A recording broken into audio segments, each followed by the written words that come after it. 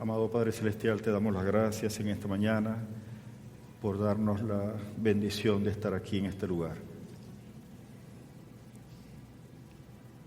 Tú nos has traído, Señor, con un propósito, porque nunca hay nada sin propósito en ti, Señor.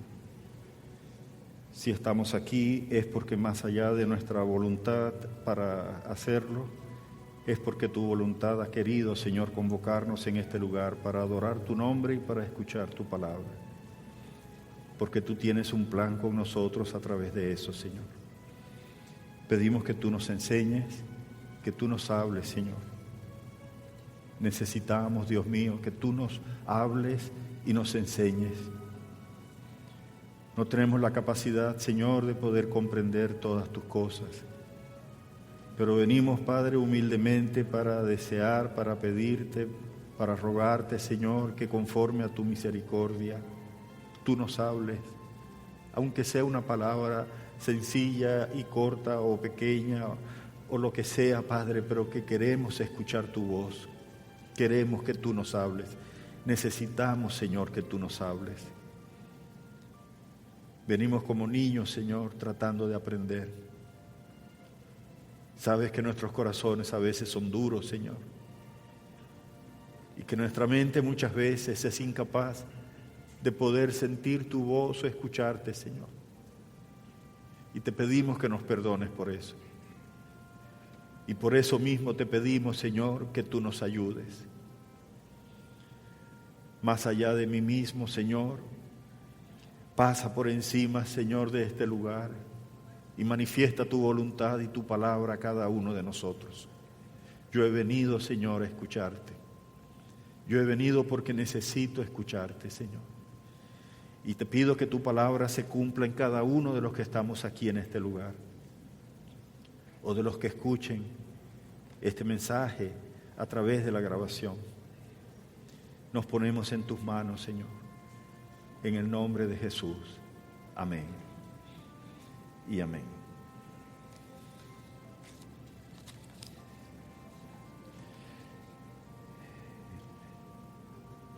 Me gustaría, hermanos, conversar en esta mañana un poco acerca de algo que es de común interés para todos. Yo les preguntaría, ¿por qué estamos reunidos esta mañana en este lugar? ¿Por qué lo hacemos siempre? ¿Por qué cada domingo estamos aquí en este lugar? ¿Por qué lo hemos hecho siempre? Desde 1938 esta iglesia ha estado haciéndolo. ¿Y por qué no solamente nosotros lo hacemos, sino que también lo hacen millones y millones de personas alrededor de todo el mundo, como de hecho en este momento está ocurriendo? Yo no estoy preguntándome, ni le estoy preguntando a usted, hermano, ¿por qué estamos aquí? ¿Para qué estamos aquí? Todos sabemos para qué estamos. Todos sabemos qué hemos venido a hacer. Todos tenemos claro cuál es nuestra función aquí, o nuestra actitud aquí, o lo que venimos a hacer aquí. Yo estoy preguntando es ¿por qué estamos aquí? Nosotros podemos ofrecer muchísimas respuestas ante esa pregunta, podemos dar muchísimas opiniones, diferentes opiniones. Podemos tener tantas opiniones como personas estamos aquí en este lugar. Y pudiera ser que muchas de esas opiniones sean acertadas, sean correctas, algunas más que otras. Pero en realidad hay una razón muy particular por la que estamos aquí en esta mañana. Y quizá usted se asombrará cuando yo se la diga, usted podrá pensar, qué extraño es todo esto, pero le aseguro que es así como se lo voy a decir. Si esa razón no hubiera existido, entonces ninguno de nosotros podría estar aquí en este lugar, ni debería estar aquí en este lugar. La razón es simple. Estamos reunidos a causa del pecado, como consecuencia del pecado. Y usted dirá, pero no hemos venido a un lugar para rendir homenaje al pecado, ni mucho menos. Cualquier cosa lejana a eso, todo lejano a eso. Pero fue el pecado personal, el pecado de cada uno de nosotros, lo que originó el hecho de que pudiéramos estar aquí. Fue nuestro pecado y la condenación que nos llevaría a parar en el mismo infierno, lo que movió a Cristo a venir a la tierra para morir en una cruz por todos nosotros, para salvarnos. Si no hubiéramos tenido pecado, no habría sido necesario que Cristo se encarnara. Y fue la confesión de nuestros pecados y la fe en Cristo como el único que podía perdonarnos por su muerte en la cruz, lo que nos dio el derecho de ser llamados hijos de Dios y de reunirnos en una iglesia para servirle, para adorarle y para honrarle. Es cierto que venimos aquí con conciencias limpias y puras, es lo que se debe ser en la iglesia del Señor, para adorar el nombre santo de Cristo, para exaltarle, para servirle. Pero lo cierto es que lo que nos unió a nosotros es que todos nosotros éramos pecadores, que merecíamos solamente el infierno.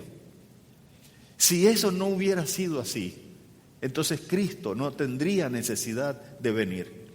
Y cuando digo que éramos pecadores, no quiere decir que ahora no lo seamos, sino en una medida diferente, en una dimensión diferente. Pero ninguno merecía estar aquí. El que se considere más santo entre nosotros sabe que no tiene la capacidad suficiente y necesaria para poder estar frente a la presencia de Dios. Que estamos aquí por pura misericordia, que estamos aquí por pura piedad que Dios ha tenido de nosotros en Cristo Jesús.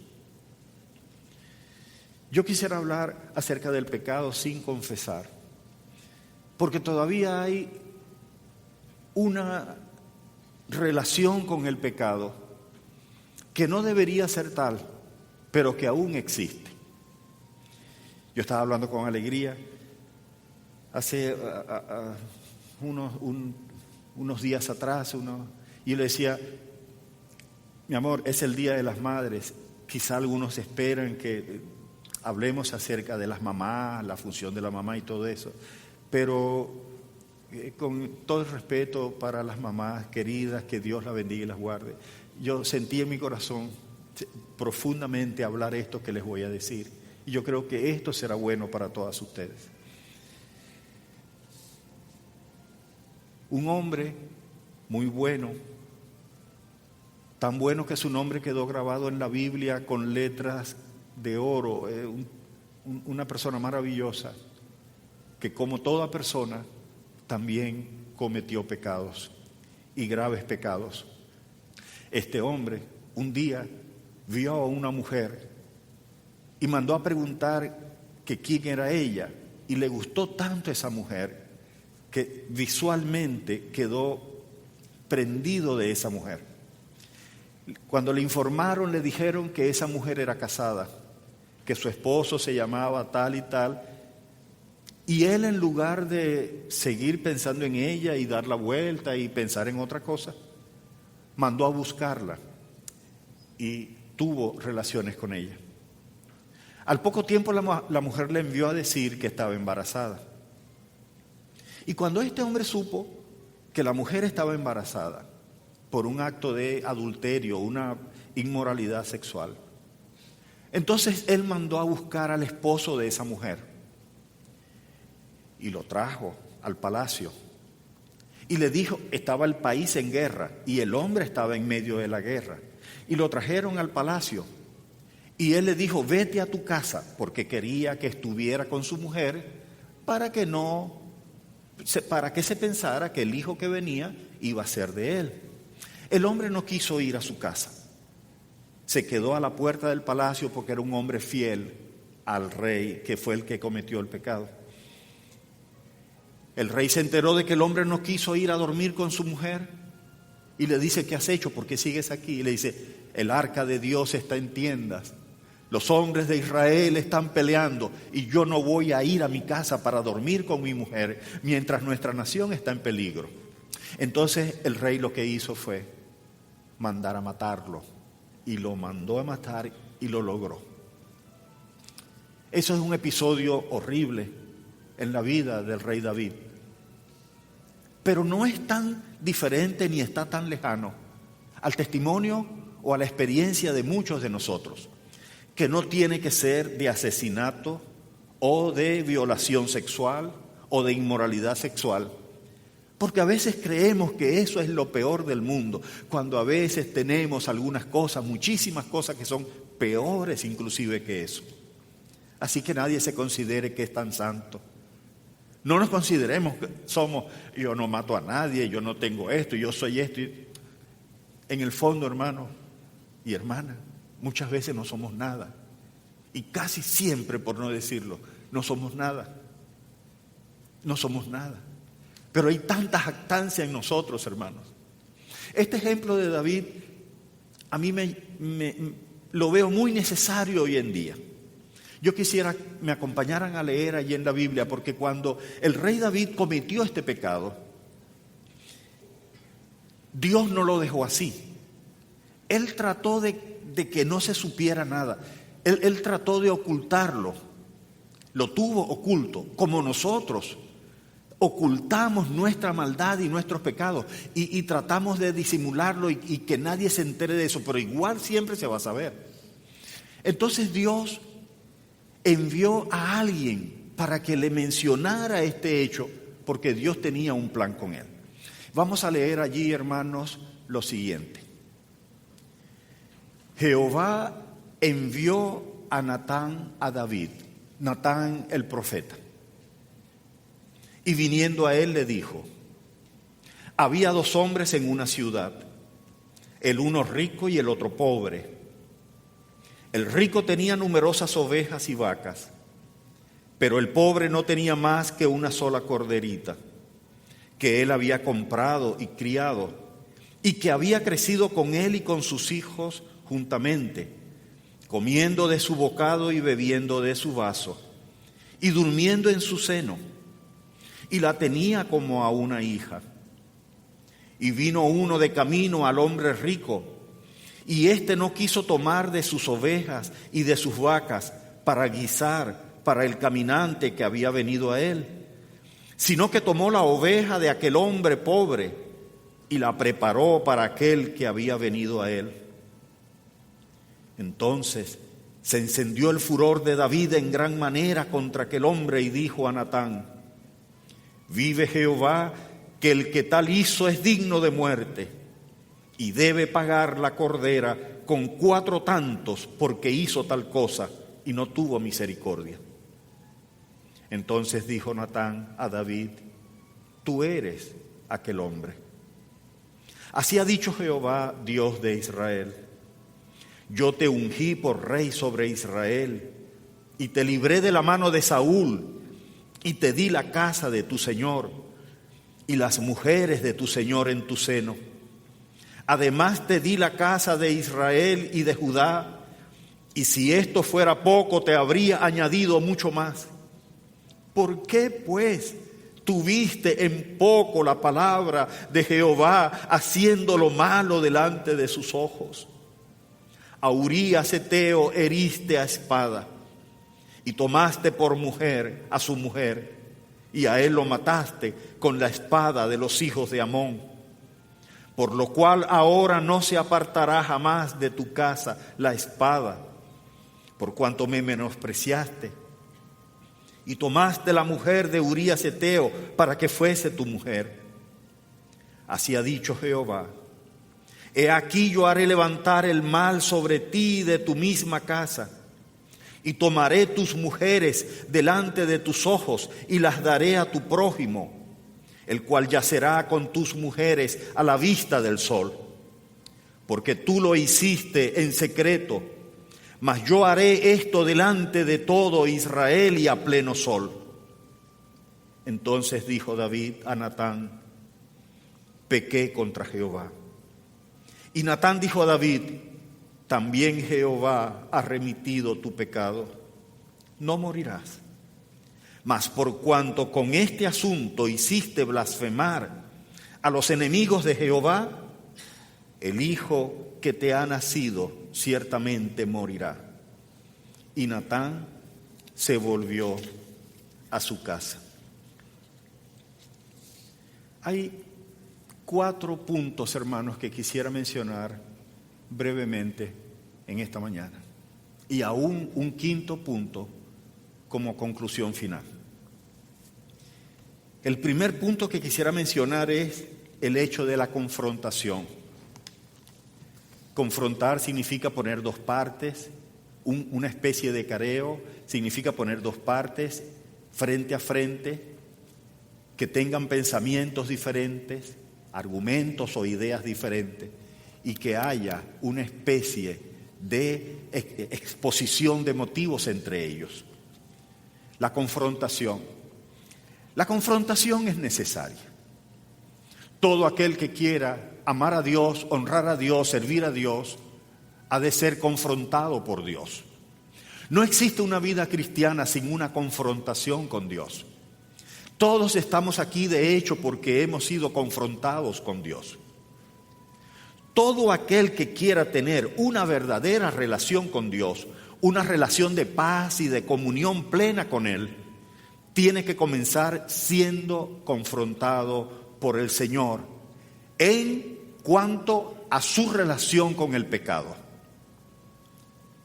En ese pasaje nosotros vemos que el profeta Natán habló con David, pero Natán no enfrentó a David con palabras que provinieran de él mismo. Las palabras provinieron de Dios. La confrontación fue entre Dios y David, no entre Natán y David. Realmente la confrontación fue entre Dios y David. Natán solamente era un instrumento. Bienaventurados, benditos sean aquellos que tienen en sus vidas a un Natán.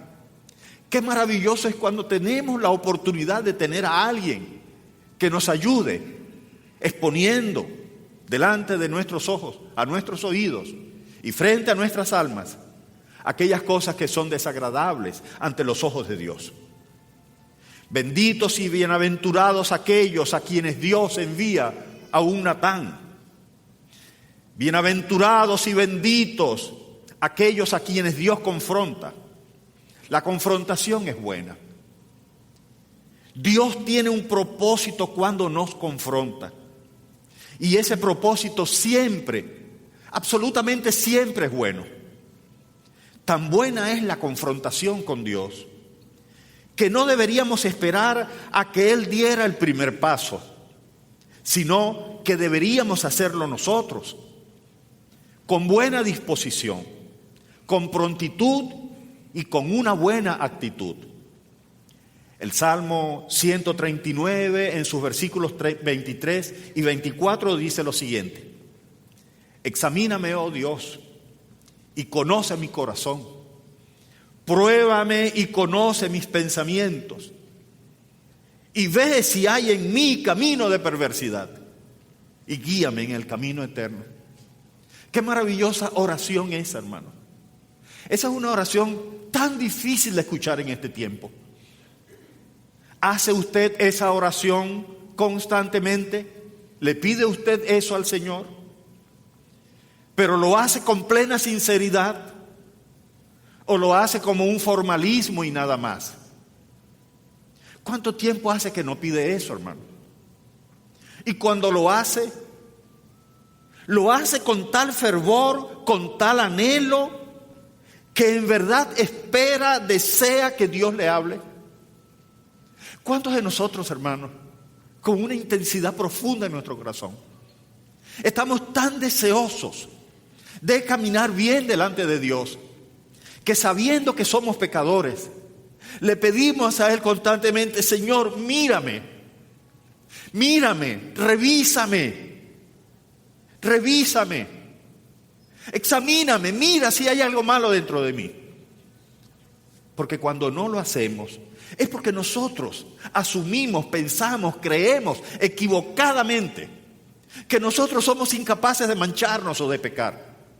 Pero cuando un hombre es humilde y reconoce que él es débil, como todos nosotros deberíamos reconocerlo, entonces ese hombre sabe que puede tener manchas en cualquier momento, que él no lo sabe, que él no se ha dado cuenta, pero que otros afuera la ven.